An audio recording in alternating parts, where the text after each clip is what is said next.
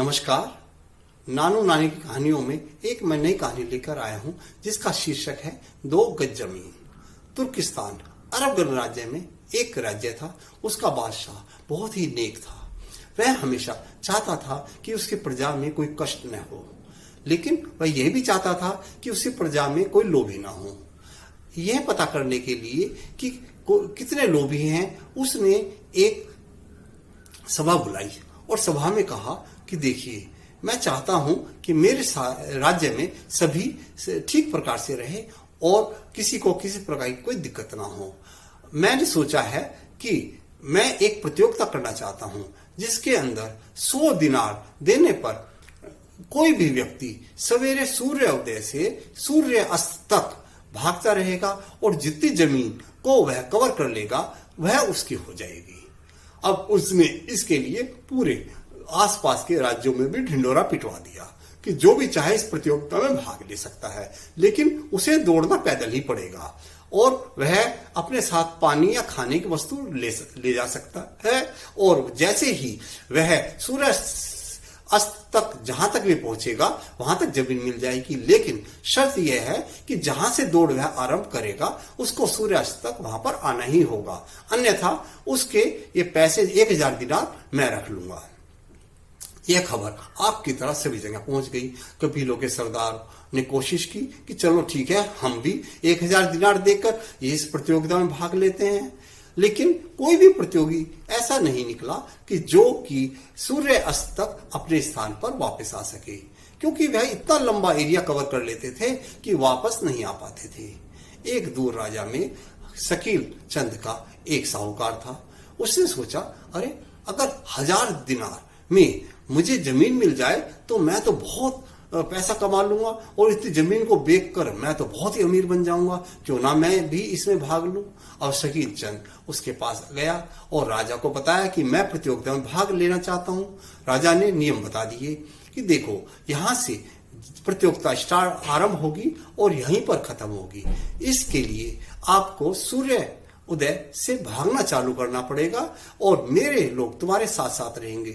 जहां जहां तुम भागोगे वहां पर वो झंडे गाड़ते रहेंगे ताकि वह इलाका आपका हो जाएगा। लेकिन शर्त मेरी याद है ना, आपको वापस इसी जगह पर आना पड़ेगा।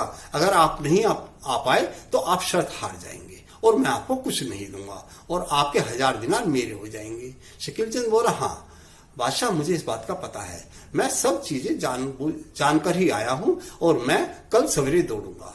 खैर, लोग इकट्ठे हो गए, बादशाह भी बैठ गया और जैसे ही सूर्य उदय हुआ बादशाह के एक कारिंदे ने सीटी बजाई।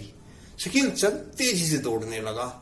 उसका एक साथी शकील चंद का भी साथ साथ दौड़ रहा था, जो पानी और खाना लेकर उसके साथ चल रहा था, और राजा के कारिंदे थे वो भी चल रहे थे। और जहां जहां वो जाता उसके राजा के लोग अपना झंडा गाड़ते हुए जा रहे थे ताकि यह पता रहे कि यह जमीन उसकी हो गई है। अब वो भागता रहा भागता रहा भागता रहा। अब दिन का दोपहर हो चुका था। तो जो शकील चंद के साथ व्यक्ति चल रहा था उसने कहा, सेठ जी अब 12 बज गए हैं, अब आप ऐसा करो कि राइट हैंड सीधे हाथ की तरफ मुड़ो और फिर हम राइट हैंड में मुड़ के राजा के पास पहुंच जाएंगे। काफी जमीन आपने कवर कर ली है। वह बोला, नहीं नहीं, देखो सामने एक आम का बगीचा है, मैं इसको कवर करूंगा। और वह भागा और तेज भागने लगा, आम का बगीचा कवर किया। तो उसने कहा, सेठ जी अब हम मुड़ लेते हैं। उसने कहा, नहीं नहीं नहीं, सामने देखो लीची का बगीचा है, कितना सुंदर बगीचा है, इसकी बहुत कीमत है, क्यों ना मैं इसको भी कवर कर लूं। अब उसे लीची के बगीचे को कवर कर लिया। अब वह मुड़ने ही वाला था, सामने देखा एक बहुत बड़ा सरोवर है। उसने कहा, अरे इस सरोवर को तो मुझे लेना ही पड़ेगा, क्योंकि सरोवर से ही तो पानी की सिंचाई होगी। अगर मैंने सरोवर नहीं लिया तो मैं पानी इस बगीचों में कहां से डालूंगा, यह मुश्किल होगा। चलो मैं सरोवर भी पार करता हूं। उसने सरोवर को भी पार किया। अब वह सीधा राइट मुड़ गया और तेजी से भागने लगा। अब वह थक गया था, इतनी तेजी से नहीं भाग पा रहा था। अब वो सीधा चल रहा था, वहां पर भी बहुत सुंदर बगीचे थे, उनको पार करता हुआ चलने लगा। अब जो साथ में शकील चंद के चल रहा था उसने कहा, सेठ जी अब आप सीधे घूम जाओ ताकि हम सीधे बादशाह के पास पहुंच जाएंगे। नहीं तो अब देखो 2:30 बज चुके हैं, सिर्फ 5:15 बजे के करीब सूर्य अस्त हो जाएगा। अगर हम अभी नहीं मुड़े तो मुश्किल हो जाएगा। लेकिन उसने देखा, अरे सामने झरना बह रहा है, क्यों ना मैं झरने को भी कवर कर लूं। अब वह झरने के पीछे की तरफ भागता हुआ झरने को भी उसने कवर किया। अब वह बादशाह की तरफ मुड़ चुका था। लेकिन अब 3 बज चुके थे, सिर्फ 2 सवा 2 घंटे थे सूर्य अस्त होने के। अब उसने कहा हम कितने किलोमीटर चले होंगे। तो राजा की व्यक्ति जो साथ में झंडा गाड़ते हुए चल रहे थे कि सेठ जी हम करीब 20 किलोमीटर चल चुके हैं। उसने कहा तो अब यहां से बादशाह कितनी दूरी पर होगा। उसने कहा बादशाह यहां से करीब 8 किलोमीटर दूरी पर है। उसने कहा कोई बात नहीं, अभी मेरे पास 2 घंटे हैं। अब क्योंकि सवेरे जब मैं चला था तो 1 घंटे में मैंने 5 किलोमीटर रास्ता तय कर लिया था, और वह क्योंकि अब हाफ चुका था, चल नहीं पा रहा था, अब वो लड़खड़ाने लगा। अब शकील चंद के साथ जो व्यक्ति था उसने संभाला, कहा सेठ जी थोड़ा आराम कर लीजिए, नहीं तो आप गिर जाएंगे। वह बोला नहीं नहीं नहीं, आराम की बात नहीं है, तुम नहीं समझते कि अगर मैं बादशाह तक नहीं पहुंचा तो मेरे 1000 दिनार मर जाएंगे, और मैं तो कहीं का भी नहीं रहूंगा। जो सपने लेकर आया था मेरे सारे टूट जाएंगे। और वह फिर भागने लगा, गिर गया, फिर भागने लगा, गिरता रहा, भागता रहा, गिरता रहा, भागता रहा, क्योंकि अब वह बहुत अत्यधिक थक चुका था। लेकिन फिर भी वह बादशाह की तरफ भागे जा रहा था। अब बादशाह करीब आधा किलोमीटर था, नजर आ रहा था, और बादशाह कह रहा हाँ शकील चंद भागो, कोई नहीं, 15 मिनट बचे हैं और आपको सिर्फ 500 मीटर की दूरी तय करनी है। शकील चंद अब इतना थक चुका था कि वह आगे नहीं चल पा रहा था, उसके सांसें चढ़ चुकी थी और वह हाँफ रहा था। लेकिन फिर भी गिरता पड़ता भागता रहा, फिर तेज चला, गिरा, फिर तेज चला। अब वह स्थिति आ गई थी कि वह 2 कदम नहीं चल पा रहा था, सिर्फ 10 कदम की दूरी थी कि जो वह बादशाह को छू सकता था। और वह करोड़ों की जमीन जायदाद, जिसमें झरना भी था, बगीचे थे और मूल्यवान जमीन थी, वह उसकी हो चुकी थी। अब वह लेट गया, खिसकने लगा जैसे जानवर आगे खिसकते हैं।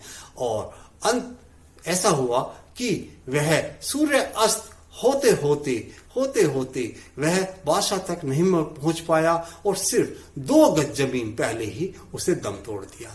अब शकील चंद मृत था, वह आगे नहीं चल पा रहा था। तो बादशाह के मुंह से निकला, देखो सिर्फ 2 गज जमीन, हमें सिर्फ 2 गज जमीन चाहिए, और उसके लिए हम कितना भागते हैं, कितना दौड़ते हैं, यह नहीं समझते कि सिर्फ 2 गज जमीन ही हमारे लिए उपयुक्त है।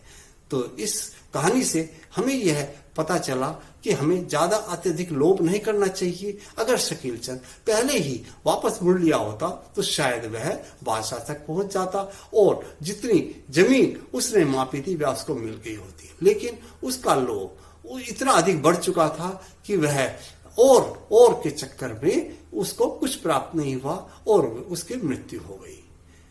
यह कहानी आपको कैसी लगी? अगर अच्छी लगी हो तो सब्सक्राइब करें, कमेंट बॉक्स में अपने कमेंट दें और लाइक करें। धन्यवाद।